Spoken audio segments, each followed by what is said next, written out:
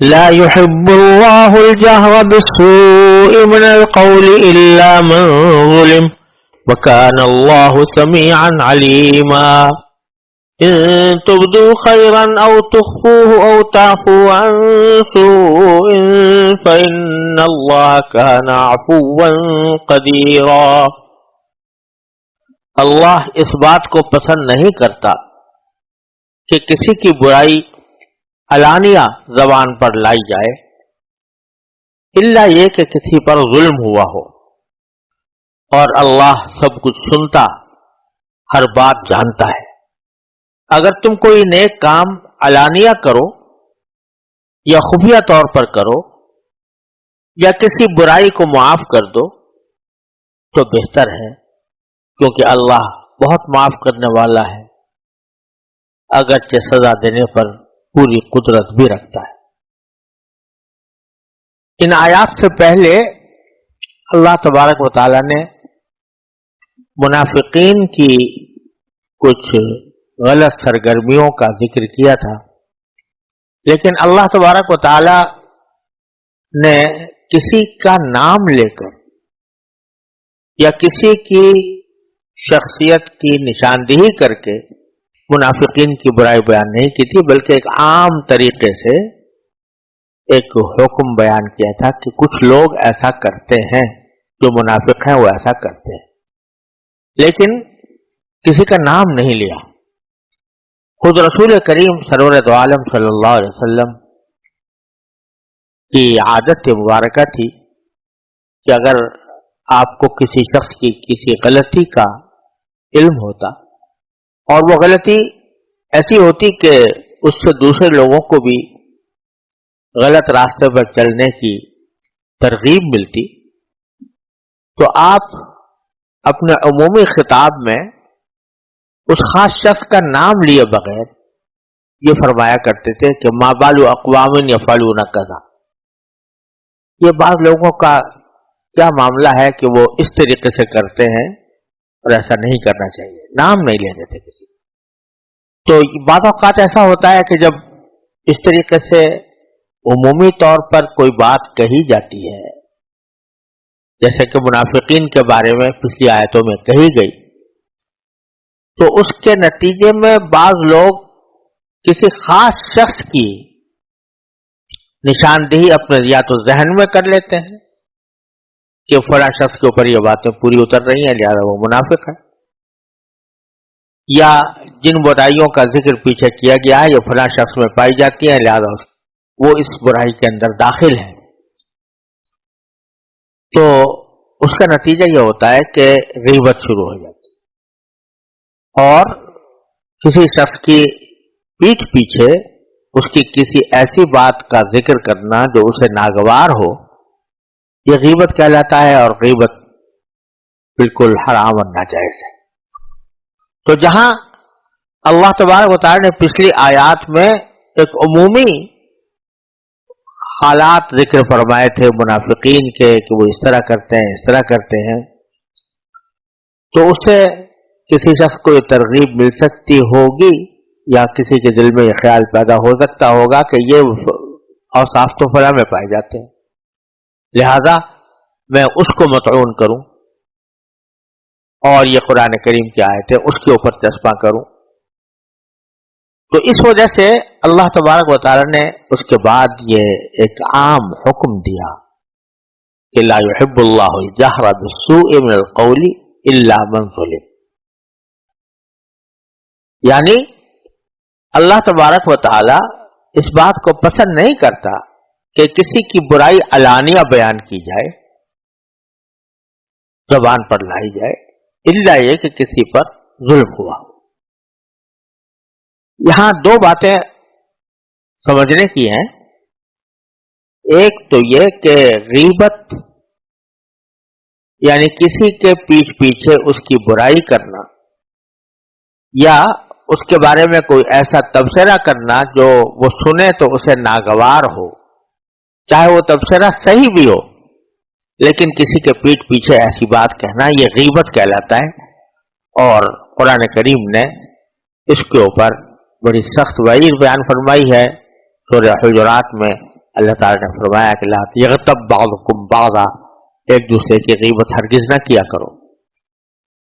اور اس کو تشبیہ دی کہ غیبت کرنا ایسا ہے جیسے کہ اپنے مردہ بھائی کا گوشت کھانا، اتنی خطرناک برائی اس کو قرار دیا۔ اب غیبت کا ایک طریقہ تو یہ ہے کہ آدمی تنہائی میں کسی سے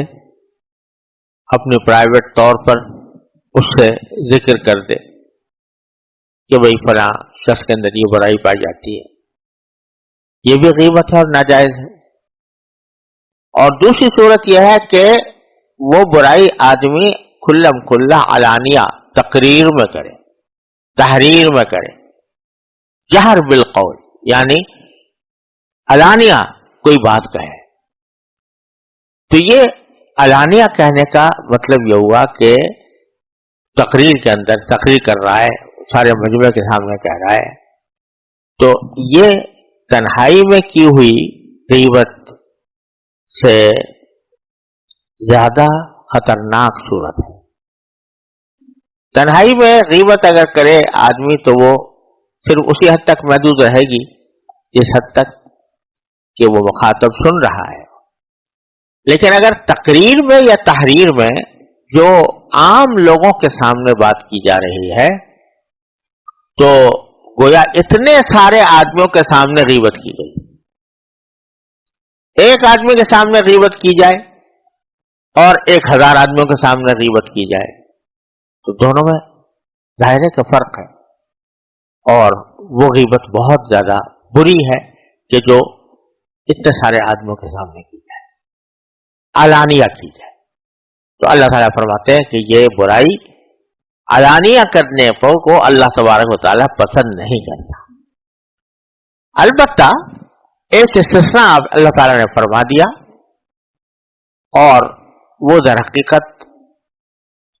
مسلمانوں کے لیے ایک بہت بڑی گنجائش کا راستہ کھول دیا، وہ یہ کہ الا من ظلم، کہ اگر کوئی شخص مظلوم ہو، اس پر کسی نے ظلم کیا ہو، تو اس ظلم کی بات کا تذکرہ کرنا اور لوگوں کے سامنے اس کو بتانا کہ میرے ساتھ یہ ظلم ہوا ہے، یہ غیبت کے اندر داخل ہے، حرام غیبت کے اندر داخل ہے۔ ایک شخص ہے، اس کا مال کوئی چوری کر کے لے گیا، اب وہ اگر پولیس والوں کے سامنے جا کے بتاتا ہے یا عدالت میں بیان دیتا ہے اور اس میں اس کی برائی کرتا ہے تو یہ کوئی ناجائز غیبت نہیں ہے، کیونکہ وہ مظلوم ہے اور اس مظلوم کا یہ حق ہے کہ وہ اپنے اوپر کیے گئے ظلم کو ایسے لوگوں کے سامنے بیان کرے جو اس کی تشفی کر سکتے ہوں یا اس کی فریاد کو سن سکتے ہوں اور مجرم کو سزا دلوا سکتے۔ ان کے سامنے تو بیان کرنا بلا شبہ جائز ہے، لیکن بعض علماء کرام نے یہ بھی فرمایا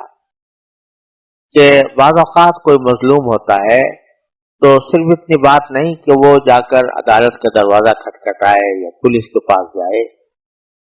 وہ بعض اوقات اس کے دل میں ایک غم ہوتا ہے، صدمہ ہوتا ہے، تکلیف ہوتی ہے، اس تکلیف کو ٹھنڈا کرنے کے لیے اور اپنے دل کی بھڑاس نکالنے کے لیے وہ اپنے کسی دوست کو، عزیز کو واقعہ بتاتا ہے کہ میرے ساتھ یہ ظلم ہوا۔ تو یہ واقعہ بتانا بھی اگر اس غرض سے ہو کہ اس سے ایک دل کو تسلی حاصل ہو تو اس حد تک بھی ایسا کرنے میں انشاءاللہ کوئی مذائقہ نہیں، لیکن جہاں اس میں سے کوئی بات بھی نہ ہو تو کسی معین شخص کو یہ کہنا کہ یہ فاسق ہے یا ظالم ہے یا اس نے یہ ایسا کرتا ہے ایسا کرتا ہے، تو یہ کرنا جائز نہیں ہے، اور خاص طور پر مجمع عام میں اس طرح کی غیبت کرنا اور زیادہ ناجائز اور غلط بات ہے۔ اللہ تعالیٰ نے یہ ایک آیت کے اندر اتنی بڑی عجیب مضمون اللہ تعالیٰ نے بیان فرما دیا لا يحب اللہ الجہر بالسوء من القول الا من ظلم. ایک طرف غیبت کی برائی بھی ہو گئی اور علانیہ غیبت کی اس سے زیادہ، اور اس کے ساتھ ہی انسانی نفسیات کی کتنی رعایت اللہ تعالیٰ نے فرمائی کہ بہرحال بعض اوقات آدمی کو، انسان کو اپنے ساتھ ہونے والی کسی زیادتی کا ذکر کرنا پڑتا ہے، یا تو اس کا مداوع کرنے کے لیے یا اس کی دل کی بھڑاس نکالنے کر اپنے سکون حاصل کرنے کے لیے، تو اس کی کوئی ممانعت نہیں ہے، اس کو اللہ تعالیٰ مستثنیٰ فرماتا. البتہ یہ کہہ دیا آگے کہ ایک طرف تو ہم یہ کہتے ہیں کہ تمہیں مظلوم ہونے کی وجہ سے تم اپنی مظلومیت کا بیان کر سکتے ہو، کھلا بیان بھی کر سکتے ہو، علانیہ بھی کر سکتے ہو، تنہائی میں بھی کر سکتے ہو، دونوں تمہارے لیے جائز ہے. لیکن اگر تم درگزر ہی کر لو، یعنی تمہارے ساتھ زیادتی ہوئی ہے، بے شک ہوئی ہے، لیکن تم یہ سوچو کہ میں اس کا بدلہ لے کر کیا کروں گا. اگر میں نے اپنے ساتھ ظلم کرنے والے کو عدالت سے سزا دلوا دی تو اس سے میرا کیا فائدہ ہوگا؟ اس لیے یہ سوچتے ہوئے اگر تم معاف کر دو تو یہ بہت بڑی نیکی ہے، اللہ تعالیٰ کو یہ بہت پسند ہے. کیوں؟ اس لیے کہ اللہ تعالیٰ خود عفو اور قدیر ہے، یعنی معاف بہت کرتا ہے، تمہاری غلطیوں کو معاف کرتا ہے. اس وجہ سے نہیں کہ تمہاری غلطیوں کا بدلہ لے نہیں سکتا یا تمہاری غلطیوں پر تمہیں سزا دے نہیں سکتا، بلکہ قدیر ہے، یعنی قدرت والا ہے. وہ اگر چاہے تو تمہیں سزا دے سکتا ہے، لیکن اپنی رحمت کی وجہ سے وہ تمہیں معاف کر دیتا ہے. تو اسی طرح اگر تم اپنے ساتھ ظلم کرنے والے کو معاف کر دو تو یہ ایک بہت بڑی نیکی ہے. اور جیسا کہ دوسری جگہ قرآن کریم نے ارشاد فرمایا کہ اگر تم ایسا کرو گے تو ان ذالک من عزم الامور، یہ بہت بڑا عزم ہونے کا مظاہرہ ہوگا، اور اللہ تعالیٰ کو یہ بات بہت پسند ہے. تفصیل اس کی انشاءاللہ اس موقع پر آئے گی. تو فرمایا، اب پھر دوبارہ ذرا آیت پر، دونوں آیتوں پر نظر ڈال لیجیے. لا يحب اللہ الجہر بالسوء من القول، اللہ تبارک و تعالی پسند نہیں کرتا کہ کسی برائی کو علانیہ زبان پر لایا جائے. الا من ظلم، البتہ اگر کوئی شخص مظلوم ہو اور وہ اپنے ظلم کی داستان بیان کرے تو اس میں کوئی مذاہرہ نہیں. اور وکان اللہ سمیعا علیما، اللہ تعالیٰ خوب سنتا اور ہر بات کو جانتا ہے. لہذا اگر تم کسی سے تنہائی میں کرو یا علانیہ کرو، اللہ تعالیٰ کو پتہ چل جائے گا. اور ان تبدو خیرا او تخفو، اگر کوئی بھلائی کا کام تم ظاہر کر کے کرو یا چھپا کر کرو، او تعفو عن سوء، یا کسی برائی کو معاف ہی کر دو، تو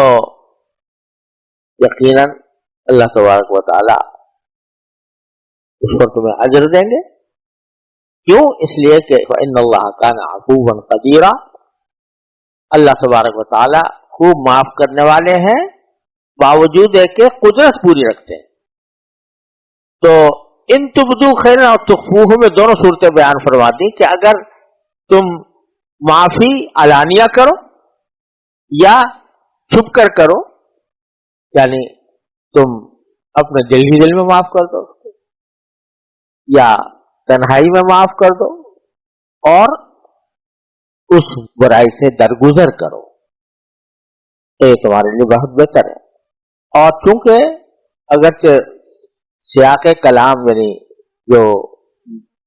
سیاق و سباق میں بات چل رہی ہے وہ علانیہ برائی بیان کرنے کی ہے، تو اس کے ساتھ ہی ایک عام حکم بھی بیان کروا دیا کہ اگر بھلائی کی بات بھی کرو گے، اب مثلا کسی کو معاف کرنا ہے تمہیں، بھلائی کی بات ہے، تو اس کو اگر تم ظاہر کر کے کرو یا تخفو یا چھپا کر کرو تو دونوں صورتوں میں اللہ تبارک و تعالیٰ کے یہاں سے تمہارے لیے بڑا اجر ہے، اور اللہ تعالیٰ خود بھی بہت معاف کرنے والا، بہت قدرت رکھنے والا ہے۔ ان الذين يكفرون بالله ورسله ويريدون ان يفرقوا بين الله ورسله ويقولون نؤمن ببعض ونكفر ببعض ويريدون ان يتخذوا بين ذلك سبيلا اولئك هم الكافرون حقا واعتدنا للكافرين عذابا مهينا والذين آمنوا بالله ورسله ولم يفرقوا بين أحد منهم أولئك سوف يؤتيهم أجورهم وكان الله غفورا رحيما۔ ان آیات کا ترجمہ یہ ہے، جو لوگ اللہ اور اس کے رسولوں کا انکار کرتے ہیں اور اللہ اور اس کے رسولوں کے درمیان فرق کرنا چاہتے اور کہتے ہیں کہ کچھ رسولوں پر تو ہم ایمان لاتے ہیں اور کچھ کا انکار کرتے ہیں، اور اس طرح وہ چاہتے ہیں کہ ایک بیچ کی راہ نکال لیں، ایسے لوگ صحیح معنی میں کافر ہیں، اور کافروں کے لیے ہم نے ذلت آمیز عذاب تیار کر رکھا ہے۔ اور جو لوگ اللہ پر اس کے رسولوں پر ایمان لائیں اور ان میں سے کسی کے درمیان فرق نہ کریں تو اللہ ایسے لوگوں کو ان کے اجر عطا کرے گا، اور اللہ بہت معاف کرنے والا، بڑا مہربان ہے۔ یہاں اللہ تبارک و تعالی نے ان 3 آیتوں میں منافقین اور کافروں کے درمیان کی ایک قسم کا ذکر فرمایا ہے، یعنی کچھ لوگ تو وہ تھے جو کھلے کافر تھے، نبی کریم صلی اللہ علیہ وسلم کا بھی انکار کرتے تھے، پچھلے انبیاء کا بھی انکار کرتے تھے جیسے مشرکین مکہ، اور کچھ لوگ وہ تھے کہ جو ظاہر میں اپنے اسلام کا دعویٰ کرتے تھے، حقیقت میں وہ کافر تھے، ان کو منافق کہا جاتا ہے۔ ایک تیسری قسم کا یہاں پر اللہ تعالی نے ذکر فرمایا ہے، پیچھے منافقین کا ذکر چلا آ رہا تھا اور اب ایک تیسری قسم کا ذکر فرمایا ہے۔ یہ وہ لوگ ہیں کہ جو فی الجملہ اس بات پر تو ایمان لاتے ہیں کہ اللہ تبارک و تعالی انسانوں کی ہدایت کے لیے پیغمبر بھیجتے رہے ہیں، اس سے وہ منکر نہیں ہیں، جیسے کہ مشرکین مکہ منکر تھے، وہ کہتے تھے کہ کسی پیغمبر کو نہیں مانتے۔ حضرت ابراہیم علیہ السلام کو بے شک وہ اپنا مقتدی سمجھتے تھے، لیکن کیا ان کو اللہ کا رسول سمجھتے تھے یا ویسے ہی مقتدی سمجھتے تھے، یہ بات واضح نہیں ہے، اس لیے وہ تو رسولوں کا انکار کرتے تھے۔ لیکن کچھ لوگ وہ ہیں کہ جو بعض رسولوں کو مانتے تھے، بعض رسولوں کو نہیں مانتے تھے، فی الجملہ یہ سمجھتے تھے کہ اللہ تعالیٰ نے کچھ پیغمبر بھیجے ہیں، لیکن کون پیغمبر ہے صحیح معنی میں اور کون نہیں ہے اس کے بارے میں وہ تردد میں بھی مبتلا تھے، بلکہ بعض انبیاء کا صریح انکار کرتے تھے۔ جیسے کہ مثلا عیسائی لوگ جو ہیں وہ حضرت موسیٰ علیہ السلام کو بھی مانتے تھے اور حضرت عیسیٰ علیہ السلام کو بھی مانتے تھے، لیکن رسول کریم صلی اللہ علیہ وسلم کے اوپر ایمان نہیں لائے تھے۔ اور دوسری طرف یہودی جو ہیں وہ حضرت موسیٰ علیہ السلام پر تو ایمان لائے تھے، لیکن حضرت عیسیٰ علیہ السلام کو نہیں مانتے تھے، اور نہ نبی کریم صلی اللہ علیہ وسلم کی رسالت کے قائل تھے۔ تو انہوں نے ایک بیچ کی راہ اس طرح نکال رکھی تھی، اور باقاعدہ اعلانیہ کہتے تھے کہ ہم کچھ پر ایمان لاتے ہیں اور کچھ پر ایمان نہیں لاتے۔ تو ان آیات میں اللہ تبارک و تعالی نے بالکل واضح اور دو ٹوک الفاظ میں یہ بیان فرما دیا کہ ہمارے سارے انبیاء کرام اور سارے پیغمبر جو حضرت آدم علیہ السلام سے لے کر خاتم النبیین صلی اللہ علیہ وسلم تک تشریف لائے، ان میں سے سب پر ایمان لانا ضروری ہے۔ ان میں سے کسی ایک کی بھی تکذیب یا کسی ایک کو بھی پیغمبر نہ ماننا، اس سے انسان مسلمان نہیں ہوتا۔ اگر کسی ایک پیغمبر کا بھی انکار کر دیا تو وہ کافر ہی ہوگا، اور یہ فرمایا اولئک هم الکافرون حقا، صحیح معنی میں وہ کافر ہیں جو کسی ایک پیغمبر کا بھی انکار کریں۔ اور اس لیے جو لوگ مثلا اہل کتاب پچھلے پیغمبروں پر تو ایمان لاتے تھے لیکن رسول کریم صلی اللہ علیہ وسلم پر ایمان نہیں لائے تھے، تو ان کے ایمان نہ لانے کے نتیجے میں وہ پکے کافر قرار دیے گئے۔ اور ان آیات کی روشنی میں اگر آپ سورہ بقرہ کی اس آیت کو پڑھیں جو پیچھے گزر چکی ہے اور جس کو لے کر بعض لوگ بڑی غلط فہمیاں پھیلاتے ہیں، وہ سورہ بقرہ کی آیت ہے کہ ان الذین آمنوا والذین ہادوا والنصارى والصابئین من آمن باللہ والیوم الآخر وعمل صالحا فلهم اجرهم عند ربهم ولا خوف علیہم ولا هم يحزنون۔ اس آیت کریمہ میں اللہ تعالیٰ نے یہ فرمایا ہے کہ جو لوگ ایمان لائے ہیں اور جو یہودی ہیں یا نصرانی ہیں یا صابئین ہیں، اگر وہ اللہ پر یوم آخرت پر ایمان لے آئیں اور اچھے عمل کریں تو بس ان کو کوئی خوف نہیں ہوگا، کوئی غم نہیں ہوگا۔ یہاں رسولوں کے پر ایمان لانے کا ذکر نہیں ہے۔ اس وجہ سے بعض لوگ اس آیت کی بنیاد پر یہ کہتے ہیں کہ اللہ پر آدمی ایمان لے آئے اور یوم آخرت پر ایمان لے آئے تو بس یہ کافی ہے، جس کا معنی یہ ہے کہ اگر کسی بھی رسول پر ایمان نہ لائے تو تب بھی وہ مسلمان رہے گا اور لا خوف علیہم ولا هم يحزنون کے اندر وہ شامل ہوگا۔ تین آیتوں نے بالکل واضح الفاظ میں اور دو ٹوک الفاظ میں اس غلط فہمی کی تردید کر دی اور یہ کہا کہ ہمارے صحیح دین کے اوپر صرف وہی لوگ ہوں گے اور وہی لوگ سمجھے جائیں گے، مسلم سمجھے جائیں گے جو بلا استثناء تمام انبیاء کرام اور پیغمبروں پر ایمان لاتے ہوں۔ اگر کوئی ایک پیغمبر پر بھی ایمان نہیں لائیں گے تو وہ مسلمان نہیں ہیں۔ اولئک هم الکافرون حقا۔ تو اس سے پتہ چلا کہ وہاں سورہ بقرہ کی آیت میں جو اللہ تبارک و تعالیٰ نے صرف ایمان باللہ اور ایمان بالیوم الآخر کا تذکرہ فرمایا ہے کہ اللہ پر ایمان لانا، یوم آخرت پر ایمان لانا، تو در حقیقت وہ ایسا نہیں ہے کہ رسولوں پر ایمان لانے کی نفی اس میں کی جا رہی ہو، بلکہ اللہ پر ایمان لانا در حقیقت اللہ کے انبیاء پر ایمان لانا بھی شامل ہے۔ یہ اللہ تعالیٰ پر ایمان صحیح معنی میں اس وقت تک مکمل نہیں ہو سکتا جب تک کہ اللہ کے انبیاء کرام اور رسولوں پر ایمان نہ لائے جائیں۔ اس کی وجہ بالکل ظاہر ہے کہ اللہ پر ایمان لانے کے معنی کیا ہے۔ اللہ پر ایمان لانے کے معنی یہ ہے کہ یہ اللہ ہی ہے جس نے ہمیں اس کائنات میں پیدا کیا۔ اللہ تبارک و تعالیٰ ہی وہ ہے کہ جس نے یہ کائنات پیدا کی اور اس میں ہمیں بھیجا۔ ظاہر ہے جو ایمان اللہ پر لاتا ہے وہ اس پر یقین رکھتا ہے کہ اس کائنات کا کوئی پروردگار ہے اور میں اسی کی ارادے سے، اسی کی حکمت کے تحت میں دنیا کے اندر آیا ہوں۔ اب اگر اللہ تعالیٰ کے ذات پر اور اس کی قدرت پر اور اس کی حکمت پر ایمان ہے تو یہ بڑی ہی بے حکمتی کی بات ہے کہ کوئی اپنے کسی شخص کو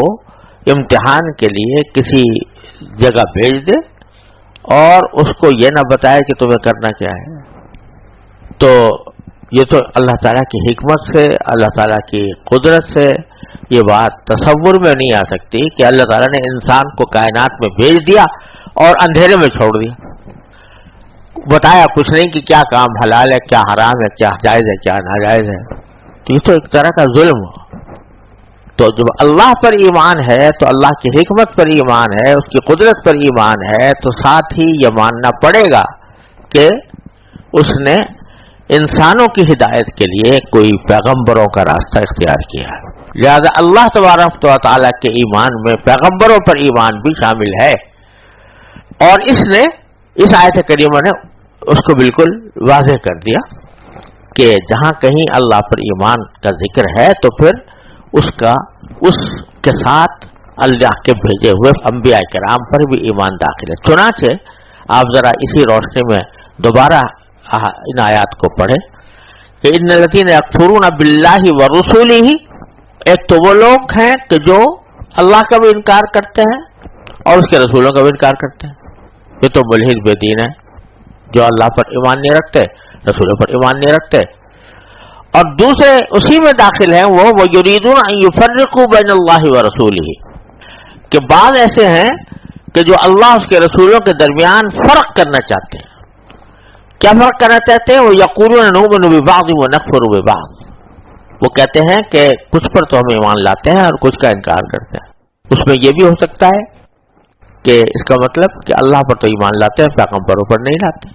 اور یہ مطلب بھی ہو سکتا ہے کہ بعض پیغمبروں پر لاتے ہیں، بعض پر نہیں لاتے. اور قرآن کریم کہتا ہے وَيُرِيدُونَ أَن يَتَّخِذُوا بَيْنَ ذَلِكَ سَبِيلًا، اس طرح وہ چاہتے ہیں کہ کفر اور ایمان کے درمیان ایک بیچ کی راہ نکال لیں. اس پر تبصرہ باری تعالیٰ نے کتنے زوردار الفاظ میں فرمایا، اولئک هم الکافرون حقا، ایسے لوگ صحیح معنی میں کافر ہیں جو اللہ پر ایمان لائے رسولوں پر نہ لائے، یا کچھ رسولوں پر لائے کچھ پر نہ لائے، سب کافر ہیں حقا صحیح معنی میں. اور ساتھ ہی یہ بھی فرمایا وَأَعْتَدْنَا لِلْكَافِرِينَ عَذَابًا مُهِينًا، اور کافروں کے لیے جن میں وہ لوگ بھی داخل ہیں جو منافق ہیں، وہ لوگ بھی داخل ہیں جو خدا کا بھی انکار کرتے ہیں، اور وہ لوگ بھی داخل ہیں جو خدا کے اوپر ایمان رکھتے ہیں پیغمبروں پر نہیں رکھتے، اور وہ لوگ بھی داخل ہیں کہ بعض پیغمبروں کو مانتے ہیں بعض کو نہیں مانتے. ان سب کے بارے میں فرمایا کہ یہ کافر حق صحیح معنی میں، اور کافروں کے لیے ہم نے ایک اہانت ذلت آمیز عذاب تیار کر رکھا ہے. اور اللہ تبارک و تعالیٰ کے یہ عادت شریفہ ہے قرآن کریم کے اندر کہ جب کافروں کا، ان کی بدعمالیوں کا اور ان کے برے انجام کا تذکرہ فرماتے ہیں تو ساتھ ہی ایمان لانے والوں کا، صحیح معنی میں مسلمانوں کا، نیک عمل کرنے والوں کا جہاں تذکرہ ہوتا ہے تو پھر ان کے اجر کا اور جنت کا تذکرہ ہوتا ہے. چنانچہ پیچھے جو ہے کافروں کا تذکرہ کرنے کے بعد اللہ تعالیٰ فرماتے ہیں والذین آمنوا باللہ ورسولہ، اور وہ لوگ جو اللہ پر اور اس کے رسولوں پر ایمان لائیں، سارے رسولوں پر، ولم یفرقوا بین احد منہم، اور ان میں سے کسی کے درمیان فرق نہ کریں کہ ایک پر ایمان لا رہے ایک پر نہ لائیں، تو اولئک سیؤتیہم اجورہم، اللہ تبارک و تعالیٰ ایسے لوگوں کو ان کے اجر عطا کرے گا. وکان اللہ غفور الرحیم، اور اللہ تعالیٰ بہت معاف کرنے والا بڑا مہربان ہے. یعنی اگر ان مومنوں سے جن کو اللہ تعالیٰ نے مومن تسلیم فرمایا ہے اور ان کے لیے اجر کا وعدہ کیا ہے، ان سے بتقاضائے بشریت غلطیاں سرزد ہوں، کوئی گناہ کر بیٹھیں، تو اللہ تبارک و تعالیٰ ان کو بخشنے والا بھی ہے، ان پر رحم کرنے والا بھی ہے. تو باوجود غلطیوں کے جب وہ اللہ تعالیٰ کی طرف رجوع کریں گے، استغفار اور توبہ سے کام لیں گے، اپنے کیے پر نادم ہوں گے، تو اللہ تبارک و تعالیٰ ان کی توبہ بھی قبول فرمائے گا اور ان کو معاف بھی فرمائے گا، اور صرف معاف ہی نہیں فرمائے گا، رحم بھی فرمائے گا. غفور کے تو معنی یہ ہے کہ ایک گناہ تھا اس کو معاف کر دیا، معاف کرنے سے وہ جو سزا تھی وہ ختم ہو گئی. لیکن رحیم کے معنی یہ ہے کہ ان کو اپنے رحمت کا مورد بنایا. یہ مغفرت سے آگے کی چیز ہے کہ مغفرت تو ہو ہی گئی، اس کے ساتھ ساتھ اپنے رحمت کا مورد بنائیں گے. رحمت کا مورد بنانے کا معنی یہ کہ اپنی طرف سے ان کو ان کے ساتھ رحمت کا معاملہ فرمائیں گے. وہ کیا رحمت کا معاملہ فرمائیں گے وہی بہتر جانتے ہیں. اور اس اجمال کے اندر بھی بڑا لطف ہے، جیسا کہ دوسری جگہ قرآن کریم میں فرمایا لہم الحسنى وزیادہ، کہ ان کو اچھی چیزیں بھی دیں گے اور کچھ اور بھی دیں گے، کچھ اور۔ یہ مبہم اور مجمل لفظ استعمال کر کے ایک اس کا اشتیاق پیدا کر دیا، اس کی طلب پیدا کر دی، بھائی کیا وہ اور چیز کیا ہوگی۔ تو اسی طریقے سے مغفرت کے ساتھ باری تعالیٰ اکثر و بیشتر رحمت کا ذکر فرماتے ہیں، کہ صرف تمہاری مغفرت ہی نہیں کریں گے کہ بھائی تمہارے گناہ معاف کر دیے، بلکہ رحمت بھی کریں گے۔ اب رحمت کیا کریں گے مغفرت کے بعد؟ کہ تمہیں مظہر بنائیں گے اپنی غفاری کا، اپنی ستاری کا، اپنے رحمان ہونے کا، اپنے پروردگار ہونے کا، اپنے تمہارے پالنے والا ہونے کا، اس کا مظہر بنائیں گے تمہیں، تو تمہارے اوپر رحمتوں کی بارش ہوگی، تمہارے اوپر رحمتیں نچھاور ہوں گی۔ تو یہ بڑی زبردست خوشخبری ہے کہ صرف غفور ہی نہیں ہے، رحیم بھی ہے، معاف ہی کرنے والے نہیں ہیں بلکہ اوپر سے رحمت کرنے والے بھی ہیں۔ اللہ تبارک و تعالیٰ اپنے فضل و کرم سے ہم سب کو بھی اس کا مورد بننے کی توفیق عطا فرمائے۔ يسألك أهل الكتاب أن تنزل عليهم كتابا من السماء فقد سألوا موسى أكبر من ذلك فقالوا أرنا الله جهرة فأخذتهم الصاعقة بظلمهم ثم اتخذوا العجل من بعد ما جاءتهم البينات فعفونا عن ذلك وآتينا موسى سلطانا مبينا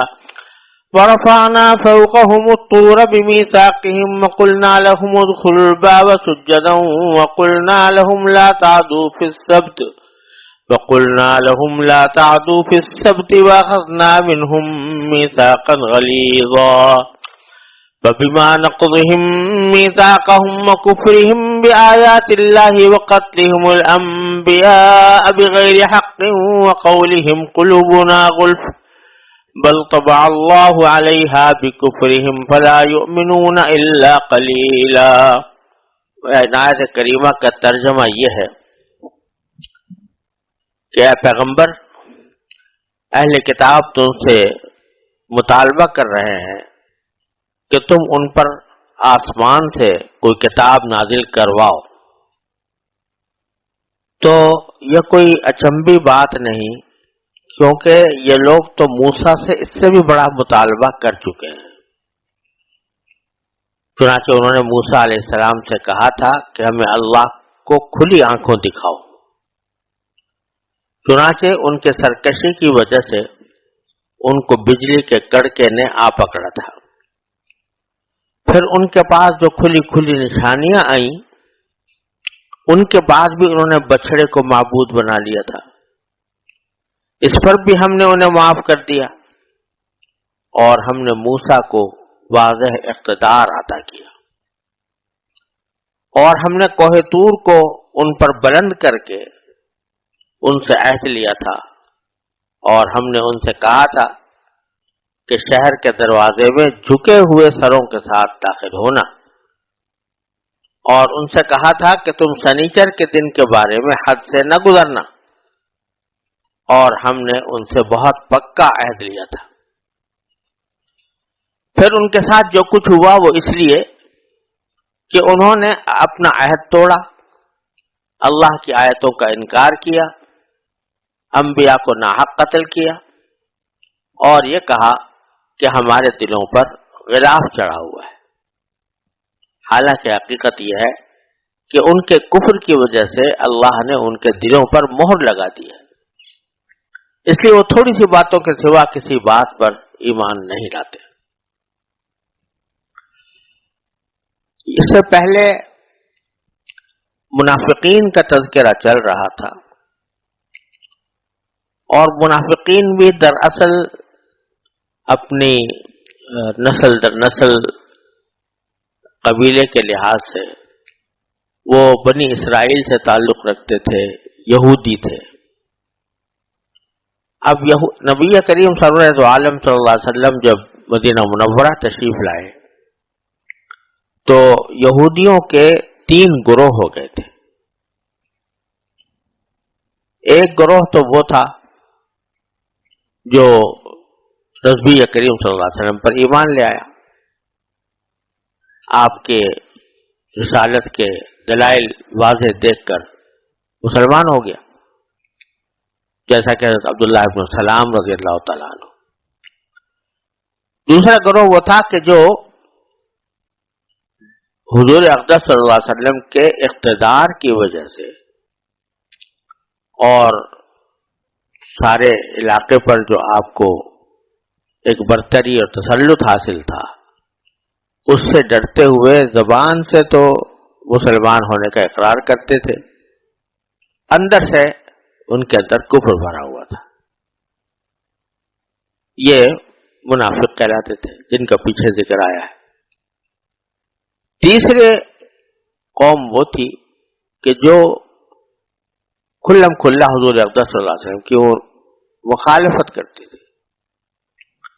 بحثیں کرتی تھی، اور انہی کا ذکر اب ان آیات میں کیا گیا ہے، جس میں یہ بات مذکور ہے کہ انہوں نے نبی کریم سرورت عالم صلی اللہ علیہ وسلم سے یہ مطالبہ کیا کہ ہم آپ پر اس وقت تک ایمان نہیں لا سکتے، قرآن پر ایمان نہیں لا سکتے، جب تک کہ آپ ہمارے سامنے آسمان سے ایک کتاب اترتی ہوئی ہم نہ دیکھ لیں۔ لیکن صرف اتنا کافی نہیں ہے کہ آپ کے اوپر وحی کے ذریعے قرآن نازل ہو جائے، ایک لکھی ہوئی کتاب ہو، آسمان سے اترتی ہوئی ہمیں نظر آئے، تب ہم ایمان لائیں گے۔ اب یہ مطالبہ محض ایک ہٹ درمی کا مطالبہ تھا۔ اگر غور کرتے جس تورات پر یہ ایمان لائے ہیں، وہ کوئی آسمان سے اس طرح اڑتی ہوئی تو ان کے پاس نہیں آئی تھی، اللہ تعالیٰ نے کوہ طور پر ان کو عطا فرمائی تھی، تو اس کو بھی انہوں نے آنکھوں سے نہیں دیکھا تھا۔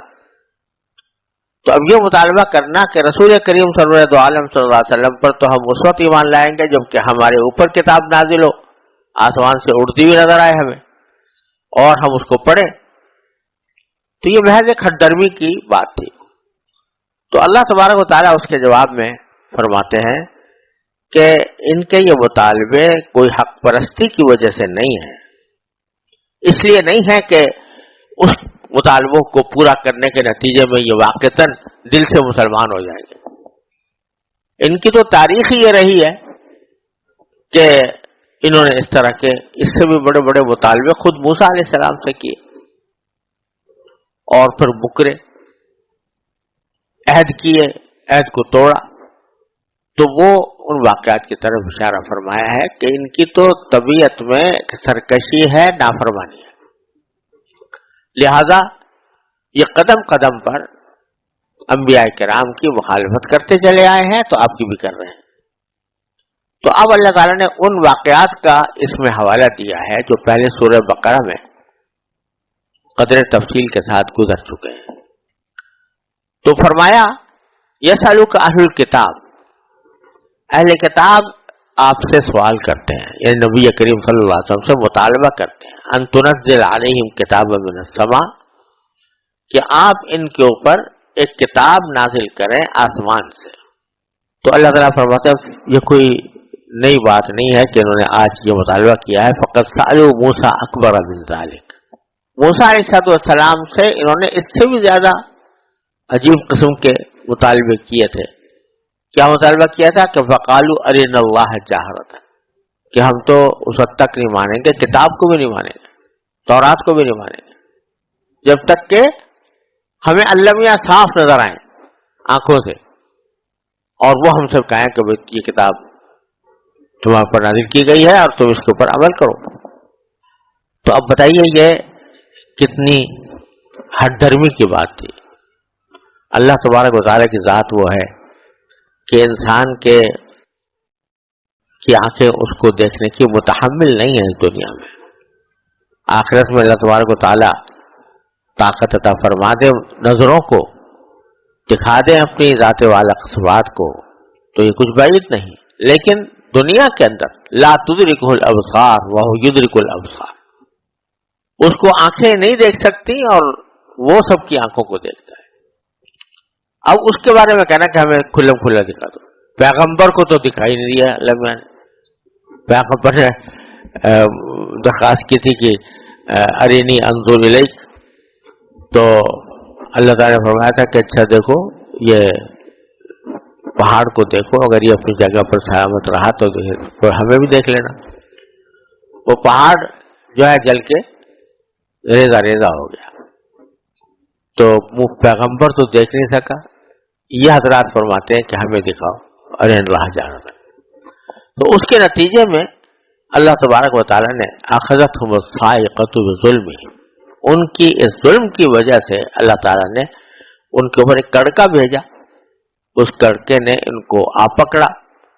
اور اس کے نتیجے میں یہ بے ہوش ہو گئے، جس کی تفصیل انشاءاللہ آگے سورہ اعراف میں آنے والی ہے. تو ان کا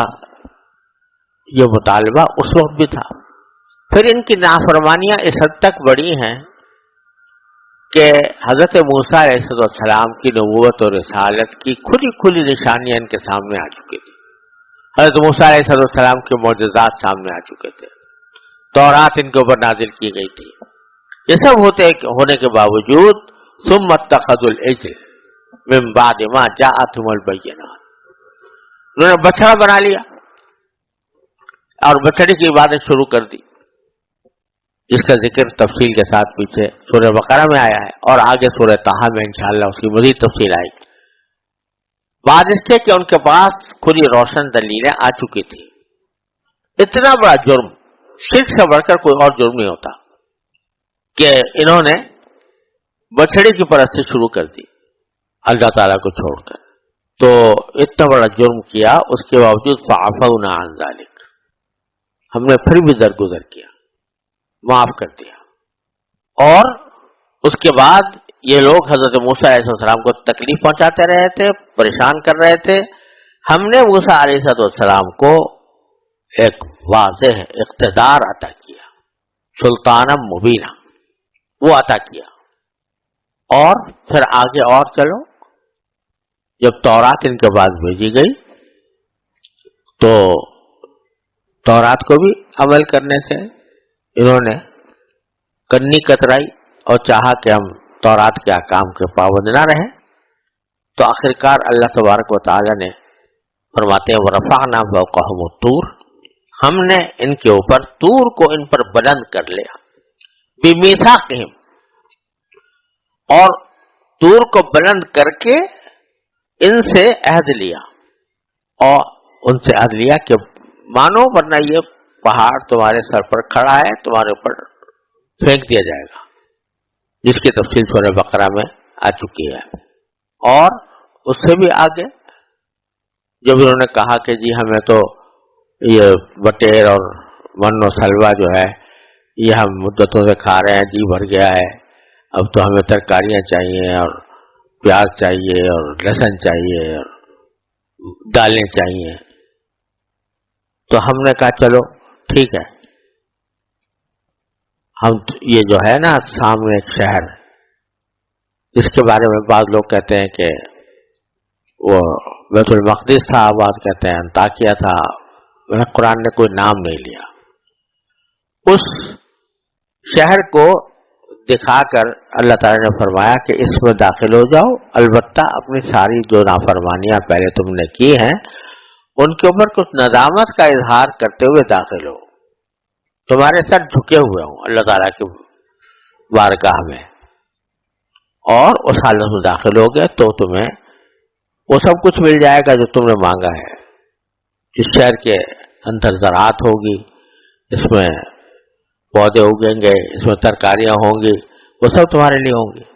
تو باری تعالیٰ فرماتے ہیں کہ ہم نے کہا تھا کہ ان کے دروازے میں جھکے ہوئے سروں کے ساتھ داخل ہو، مگر سورہ بقرہ میں آیا کہ جھکے ہوئے کیا داخل، سینے تان تان کر داخل ہوئے. ہم نے کہا تھا بھائی مغفرت طلب کرتے ہوئے داخل ہو، استغفار کرتے ہوئے داخل ہو، وہاں نعرے لگاتے ہوئے داخل ہو رہے تھے کہ ہمیں گندم چاہیے، ہمیں والی چاہیے. تو ہر قدم پر نافرمانی کی. پھر فرمایا کہ تم وَقُلْنَا لَهُمْ لَا تَعْدُوا فِي السَّبْتِ، ہم نے کہا تھا کہ وہ شنیچر کے بارے میں حد سے نہ گزرنا، لیکن انہوں نے اس شنیچر کے احکام کی بھی خلاف ورزی کی، جس کی تفصیل سورہ بقرہ کی آیت نمبر 51 سے لے کر آیت نمبر 66 تک گزر چکی ہے کہ کس طرح انہوں نے شنیچر کے احکام کی خلاف ورزی کی تھی۔ اور بھائی تعالیٰ فرماتے ہیں وَأَخَذْنَا مِنْهُمْ مِيثَاقًا غَلِيظًا، ہم نے ان سے بڑا بھاری عہد لیا تھا، پکا عہد لیا تھا ان نافرمانیوں سے بچنے کا، لیکن کوئی عہد انہوں نے قائم نہیں رکھا، کسی پر قائم نہ رہے، لہذا فَبِمَا نَقْضِهِمْ مِيثَاقَهُمْ، پھر ان کے ساتھ جو کچھ ہوا وہ اس لیے کہ انہوں نے اپنا عہد توڑا، وَكُفْرِهِمْ بِآيَاتِ اللَّهِ، اور اللہ کی آیتوں کا انکار کیا، وَقَتْلِهِمُ الْأَنْبِيَاءَ بِغَيْرِ حَقٍّ، اور انبیاء کرام کو ناحق قتل کیا، بہت سے انبیاء کرام کو انہوں نے قتل کیا تھا، خود ان کی کتابیں گواہی دے رہی ہیں، جو عہد نامہ قدیم ہے اس میں صرف ایک جبل قیسون کے اوپر، جو آج کل قاسیون کہلاتا ہے، دمشق کے کنارے پر وہ پہاڑ واقع ہے، تو بائبل یہ کہتی ہے، عہد نامہ قدیم یہ کہتا ہے کہ صرف اس پہاڑ کے اوپر 20,000 انبیاء قتل کیے گئے، 20,000 انبیاء کرام کو قتل کیا گیا، اور یہ سب کرنے والے بنی اسرائیل تھے۔ تو قتلہم الانبیاء بغیر حق، انہوں نے انبیاء کرام کو ناحق طریقے سے قتل کیا، وقولہم قلوبنا غلف، اور یہ سب کرنے کے بعد جب ان کو کچھ ہدایت کی بات کہی جاتی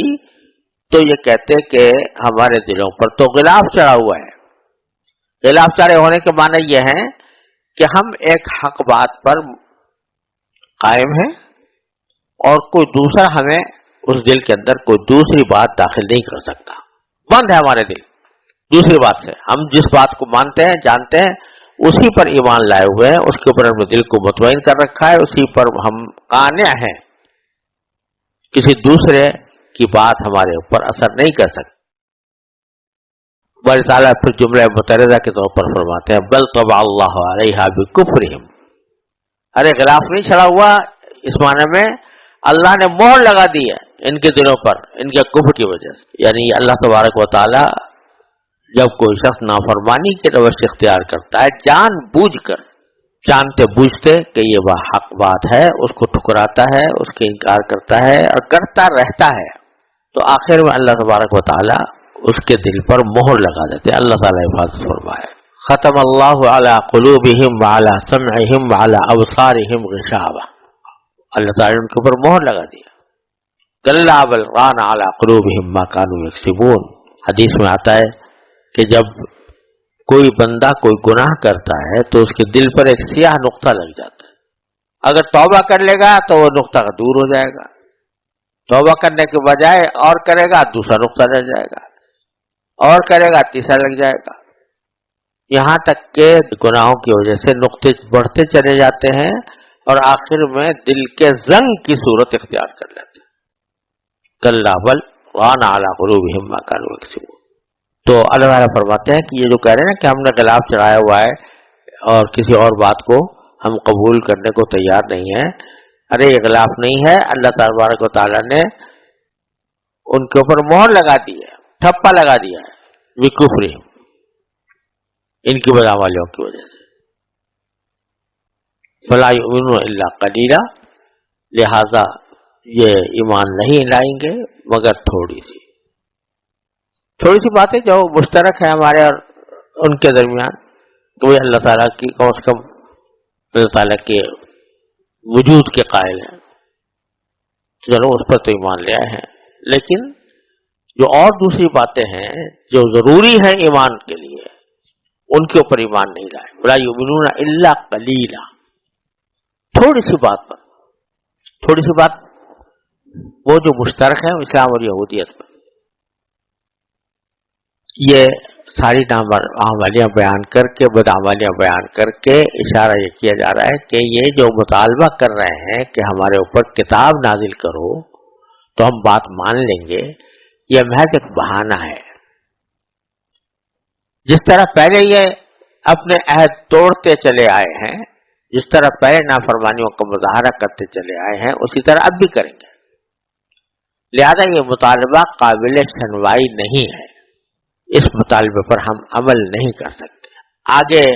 اللہ تبارک و تعالیٰ نے ان کی کچھ مزید عنوانیاں بیان فرمائی ہیں، اور اس کے نتیجے میں اللہ تبارک و تعالیٰ نے ان کے ساتھ کیا سلوک کیا اس کی تفصیل بیان فرمائی ہے. وَبِكُفْرِهِمْ وَقَوْلِهِمْ عَلَى مَرْيَمَ بُهْتَانًا عَظِيمًا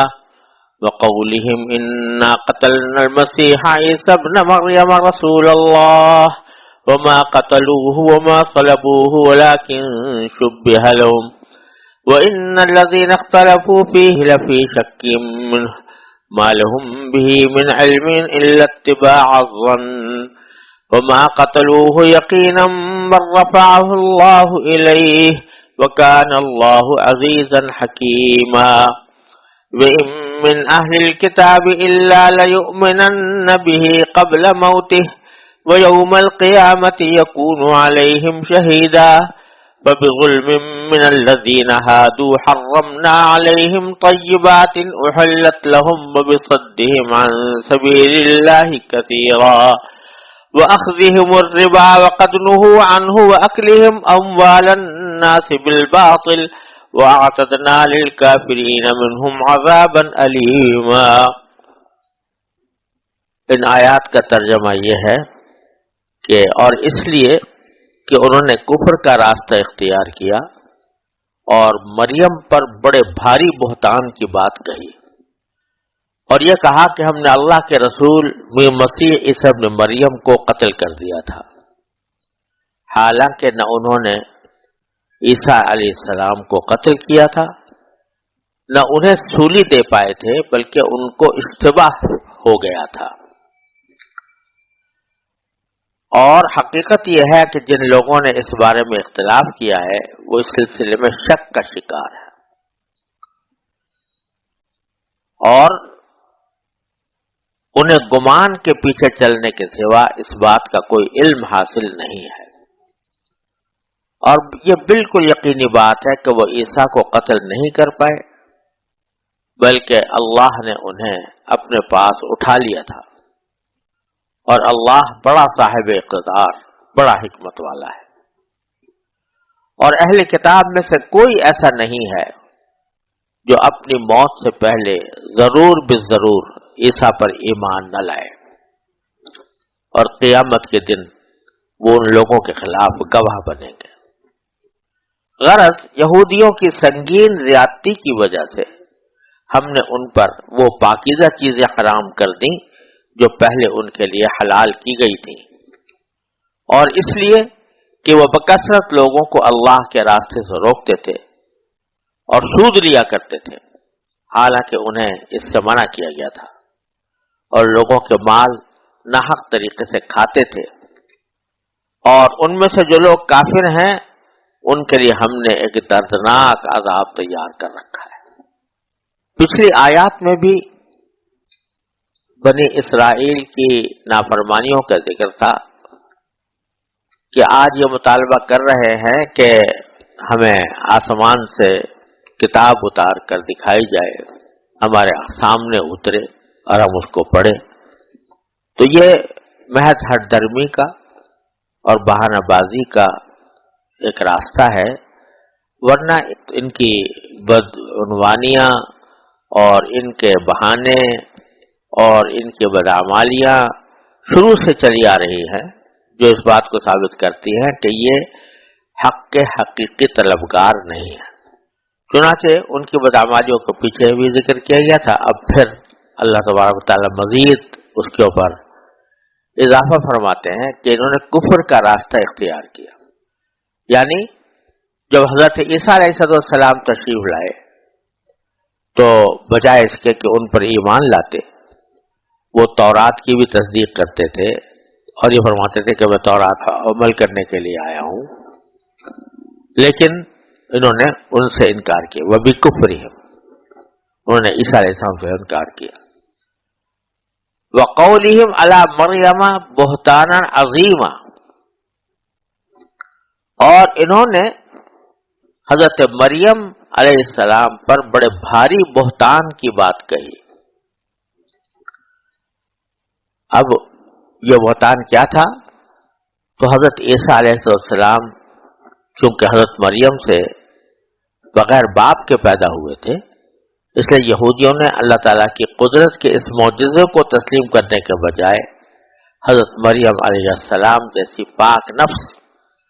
اور عفت مآب خاتون پر گھناؤنا الزام لگا دیا تھا۔ تو یہ ایک بہت بڑی زبردست بدعمالی یہ تھی کہ اللہ کے ایک مقدس پیغمبر کی والدہ پر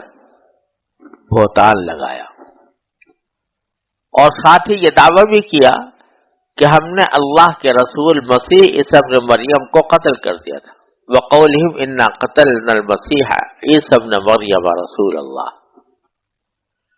یہ جو اس میں رسول اللہ کا لفظ آیا ہے یہ ان کے مقولے کا حصہ نہیں ہے، کیونکہ عیسیٰ علیہ السلام کو پیغمبر نہیں مانتے تھے، بلکہ ایک حقیقت کا بیان ہے کہ انہوں نے ان صاحب کو قتل کیا جن کا نام تو مسیح عیسیٰ ابن مریم تھا، اور حقیقت میں وہ اللہ کے رسول تھے،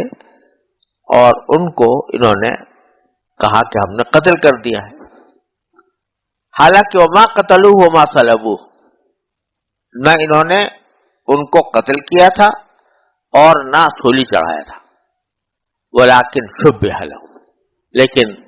ان کو اشتباہ ہو گیا تھا۔ اللہ تبارک و تعالی نے اپنے رسول کی مدد فرمائی، اور جیسے کہ آگے آ رہا ہے کہ اللہ تعالی نے اوپر اٹھا لیا، اور ان کو اشتباہ لگ گیا، یہ سمجھ بیٹھے کہ ہم نے قتل کر دیا ہے عیسیٰ علیہ السلام کو۔ اگرچہ اس زمانے میں روم کی حکومت تھی، اور اس علاقے میں جہاں عیسیٰ علیہ السلام تشریف فرما تھے وہاں ایک حکمران تھا جس کا نام پیلاطس تھا،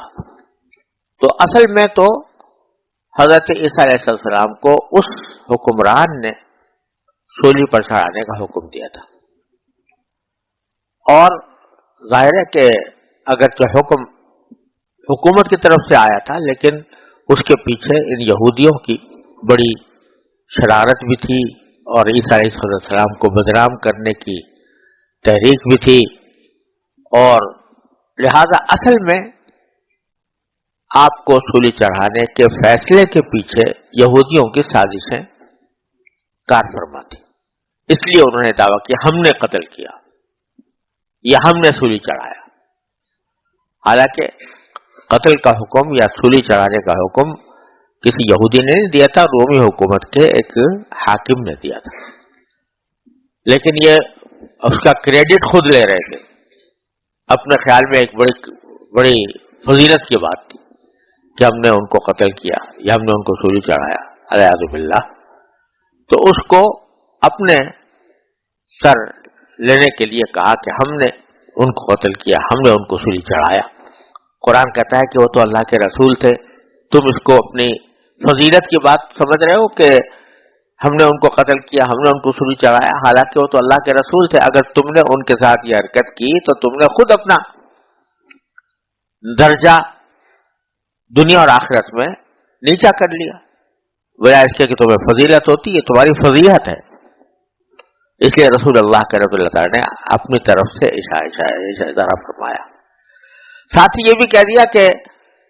اول تو یہ کوئی فضیلت کی بات نہیں تھی، اور دوسرے یہ کہ حقیقت میں قتل کیا ہی نہیں تھا،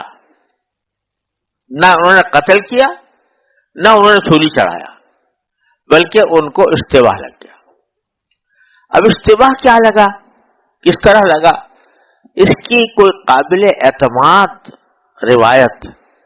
ہمارے پاس نہیں ہے جس کے اوپر پورا بھروسہ کیا جا سکے۔ مفسرین نے مختلف افراد سے اس کے مختلف واقعات بیان فرمائے ہیں جن کی پوری سند ہمارے پاس نہیں ہے. مثلا حضرت ضحاک سے منقول ہے کہ جب حضرت مسیح علیہ السلام کے قتل کا ارادہ کیا گیا تو حواری ایک جگہ جمع ہو گئے. مسیح علیہ السلام بھی ان کے پاس تشریف لے آئے. ابلیس نے یہود کے اس دستے کو جو عیسیٰ علیہ السلام کے قتل کے لیے تیار کھڑا تھا حضرت عیسیٰ علیہ السلام کا پتہ دے دیا اور 4000 آدمیوں نے مکان کا محاصرہ کر لیا. عیسیٰ علیہ السلام نے اپنے حواریین سے فرمایا کہ تم میں سے کوئی شخص اس کے لیے آمادہ ہے کہ باہر نکلے اور اس کو قتل کر دیا جائے اور پھر وہ جنت میں میرے ساتھ ہو. ان میں سے ایک صاحب نے کہا کہ ہاں میں اس کے لیے تیار ہوں. تو حضرت عیسیٰ علیہ السلام نے اپنا قمیص اور اپنا امامہ اس کو عطا کیا اور اس نے باہر نکلنے کا ارادہ کیا. اللہ تعالیٰ نے اس کی شکل بالکل موسیٰ حضرت عیسیٰ علیہ السلام جیسی بنا دی. جب وہ باہر نکلے تو ان کو لوگ پکڑ کے لے گئے اور سولی پر چڑھا دیا اور دوسری طرف حضرت عیسیٰ علیہ السلام کو اٹھا لیا گیا. یہ ایک روایت ہے، مگر جیسا میں نے عرض کیا کہ کوئی اس کی مضبوط سند نہیں ہے. بعض روایتوں میں آتا ہے کہ ایک شخص تطلانوس تھا، اس کو حضرت عیسیٰ علیہ السلام کے قتل کے لیے بھیجا گیا تھا. حضرت عیسیٰ علیہ السلام تو مکان میں نہ ملے، اللہ تعالیٰ نے ان کو اٹھا لیا تھا. لیکن جب یہ شخص گھر سے نکلا تو یہ عیسیٰ علیہ السلام کا ہم شکل بنا دیا گیا. یہودی یہ سمجھے کہ یہی عیسیٰ ہیں اور اس اپنے ہی آدمی کو لے جا کر قتل کر دیا. یہ مختلف روایتیں ہیں. بائبل میں یہ مذکور ہے کہ حضرت عیسیٰ علیہ السلام کے حواریین میں سے ایک شخص یہودا اسکریوتی تھا اور اس نے حضرت عیسیٰ علیہ السلام کا پتہ بتایا اور چند سکوں کی خاطر اس نے عیسیٰ علیہ السلام سے غداری کی اور پتہ بتا کر ان کو قتل کرنے والوں یا سولی چڑھانے والوں کے حوالے کیا. اب بعض روایتوں میں یہ بیان کیا گیا ہے کہ وہی یہودا اسکریوتی جو پتہ چلانے کے لیے اندر گیا تھا، جب باہر آیا تو عیسیٰ علیہ السلام کو تو اللہ تعالیٰ نے آسمان پر اٹھا لیا اور یہودا اسکریوتی اس کی شکل تبدیل ہو کر عیسیٰ علیہ السلام جیسی ہو گئی اور پھر انہوں نے اسی کو سولی پر چڑھایا.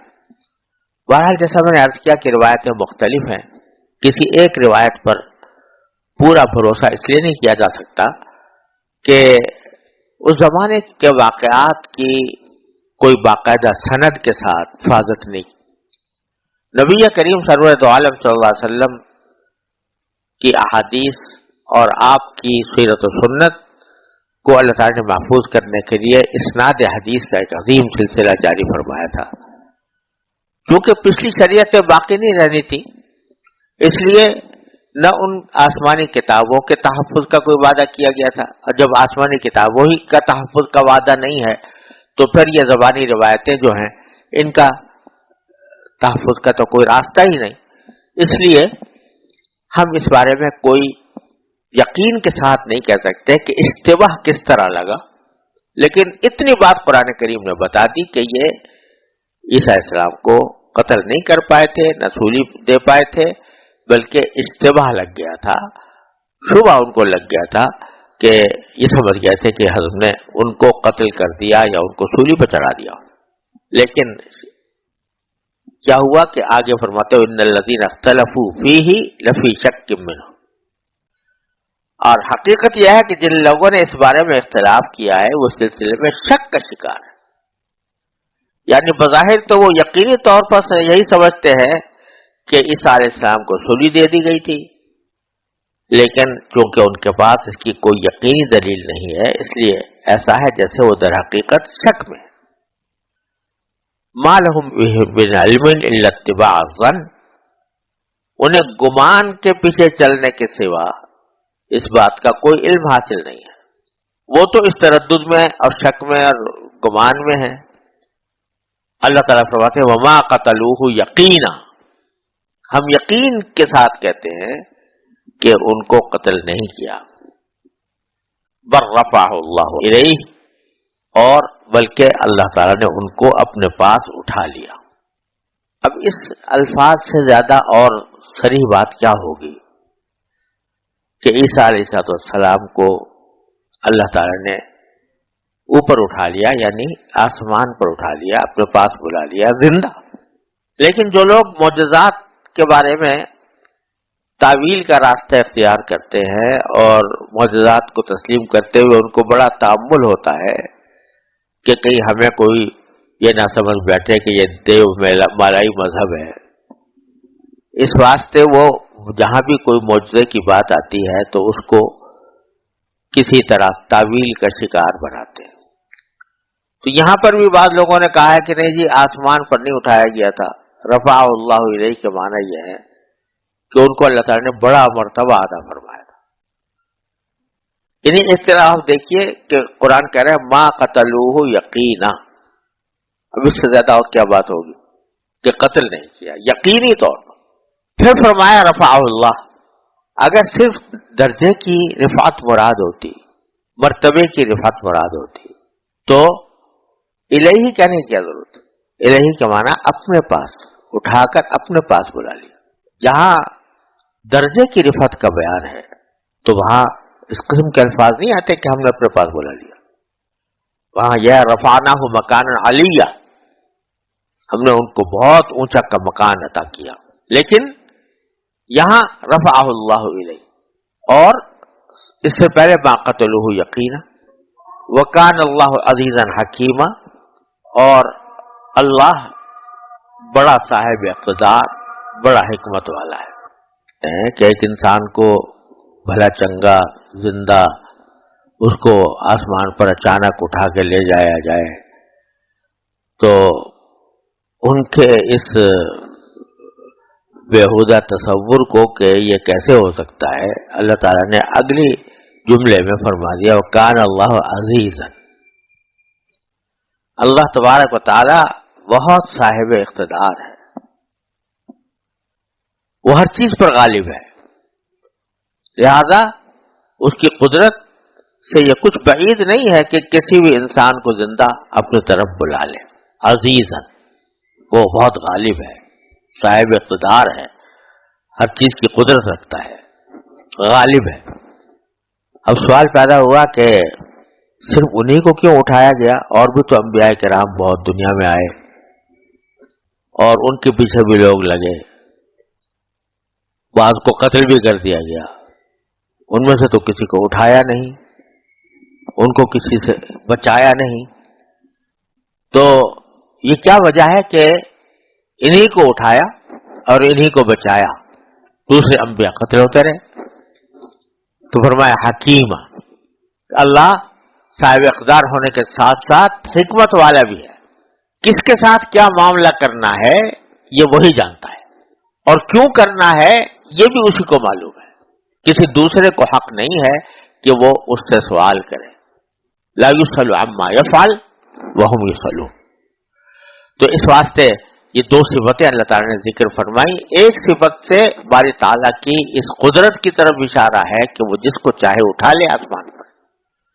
اور دوسری صفت سے یہ کہ انتخاب کس کا کیا گیا اٹھانے کے لیے اور کس کا نہیں کیا گیا، اس کی حکمت کا تقاضا تھا. پھر فرمایا کہ یہ ساری باتیں ذکر کرنے کے بعد فرمایا کہ وَإِن مِّنْ أَهْلِ الْكِتَابِ إِلَّا لَيُؤْمِنَنَّ بِهِ قَبْلَ مَوْتِهِ. اہل کتاب میں سے کوئی ایسا نہیں ہے جو اپنی موت سے پہلے ضرور بالضرور عیسیٰ پر ایمان نہ لائے. کیونکہ اہل کتاب یہودیوں کو بھی کہتے ہیں اور عیسائیوں کو بھی کہتے ہیں. تو یہودی تو حضرت عیسیٰ علیہ السلام کو پیغمبر ہی نہیں مانتے تھے، اور عیسائی خدا کا بیٹا ماننے کے باوجود یہ عقیدہ رکھتے ہیں کہ ان کو سولی پر چڑھا دیا گیا تھا. اللہ تعالیٰ فرماتے ہیں کہ سارے اہل کتاب چاہے یہودی ہوں یا عیسائی اپنے مرنے سے ذرا پہلے جب عالم برزخ کے مناظر دیکھیں گے تو اس وقت حضرت عیسیٰ علیہ السلام کے بارے میں ان کے تمام غلط خیالات خود بخود ختم ہو جائیں گے. یہودی یہ مان جائیں گے کہ وہ اللہ کے پیغمبر تھے اور ان کو اٹھا لیا گیا تھا.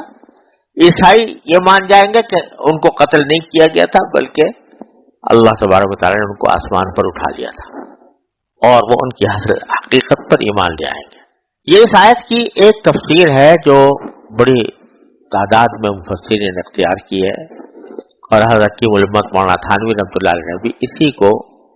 ترجیح دی ہے. لیکن ایک اور تفسیر حضرت ابو ہریرہ رضی اللہ تعالیٰ عنہ سے منقول ہے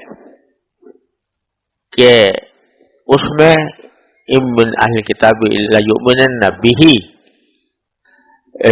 کی ضمیر حضرت عیسیٰ علیہ السلام کی طرف ہے اور قبل موت ہی کی ضمیر بھی عیسیٰ علیہ السلام کی طرف ہے. جس کے معنی یہ ہوں گے، اس طرح ترجمہ اس طرح ہوگا کہ اہل کتاب میں سے کوئی ایسا نہیں ہے جو عیسیٰ کی موت سے پہلے ان پر ضرور بالضرور ایمان نہ لائے. اس کا مطلب یہ ہے کہ اللہ تعالیٰ نے حضرت عیسیٰ علیہ السلام کو اس وقت تو آسمان پر اٹھا لیا ہے، لیکن جیسا کہ صحیح احادیث میں مروی ہے آخر زمانے میں وہ دوبارہ اس دنیا میں آئیں گے اور اس وقت تمام اہل کتاب چاہے یہودی ہوں یا عیسائی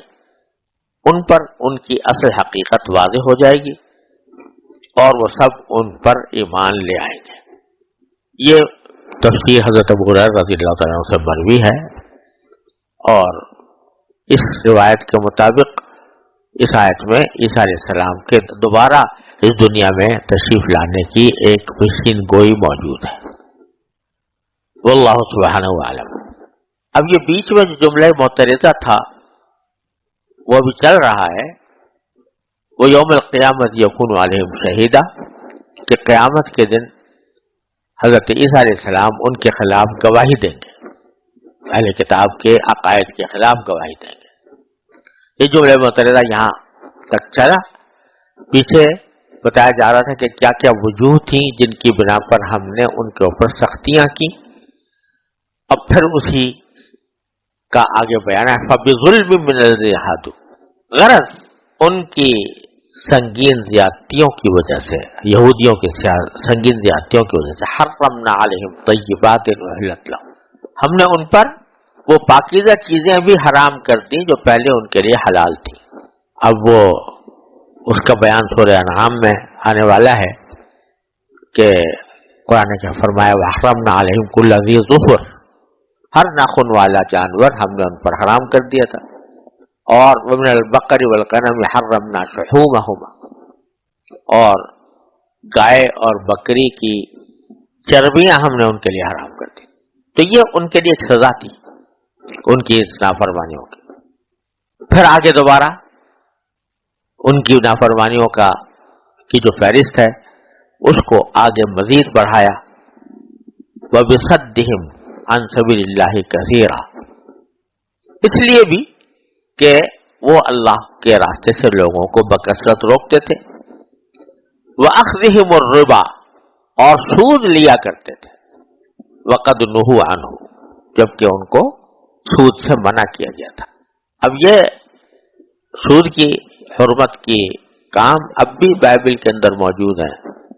اور عہد نامہ قدیم میں بھی موجود ہیں جس کے اوپر یہودی ایمان رکھتے ہیں. لیکن اس میں آگے چل کر یہ تفریق کر دی گئی ہے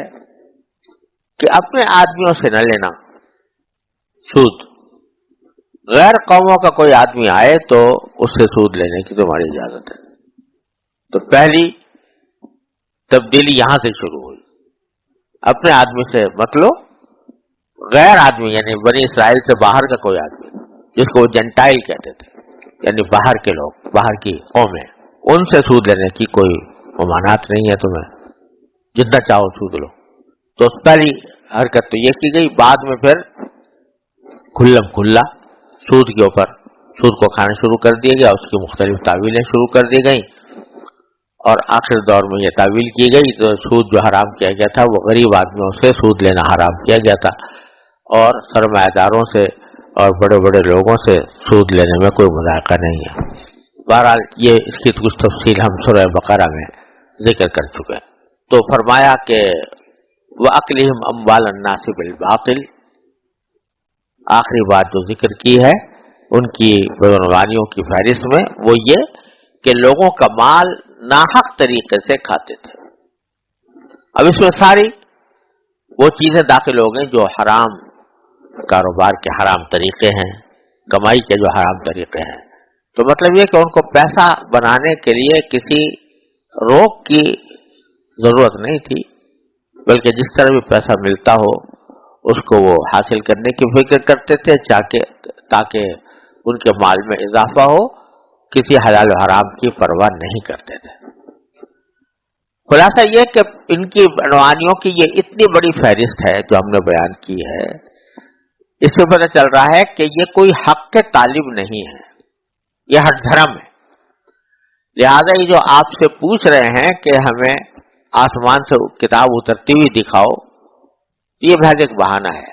سورہ انعام میں اللہ تبارک و تعالیٰ نے فرمایا وَلَوْ نَزَّلْنَا عَلَيْكَ كِتَابًا فِي قِرْطَاسٍ فَلَمَسُوهُ بِأَيْدِيهِمْ لَقَالَ الَّذِينَ كَفَرُوا إِنْ هَذَا إِلَّا سِحْرٌ مُبِينٌ،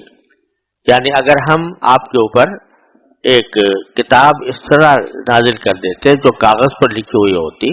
اور وہ اپنے ہاتھوں سے اس کو چھو کر بھی دیکھ لیتے، تب بھی ان کافروں کو یہی کہنا تھا کہ یہ تو ایک کھلا ہوا جادو ہے۔ ان کے ماننے کا کوئی سوال نہیں تھا، بلکہ ہر حالت میں وہ اس کو یہی کہتے کہ جادو ہے۔ لہذا اگر تمہارا یہ مطالبہ بھی تسلیم کر لیا جائے کہ جو اہل کتاب کر رہے ہیں کہ یسألک الکتاب ان تنزل علیہ کتابا نقرأہ، تو بھی کوئی فائدہ نہیں ہے، کیونکہ ان کو ماننا ہی نہیں ہے۔